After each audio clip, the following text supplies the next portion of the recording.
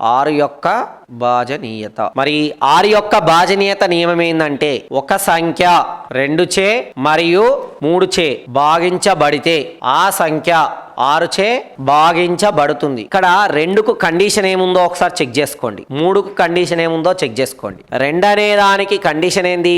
సంఖ్య సరి సంఖ్య అయితే అది 2 చే భాగించబడుతుంది. ఇప్పుడు బేస్ సంఖ్య ఇచ్చాడు అనుకోండి, అది 2తోని భాగించబడదు. అంటే ఏ బేసి సంఖ్య కూడా 2 చేత భాగించబడదు. అంటే దాని మీనింగ్ ఏమవుతుంది? అప్పుడు ఇక్కడ ఈ నియమం ప్రకారం 6 చేత కూడా భాగించబడదు.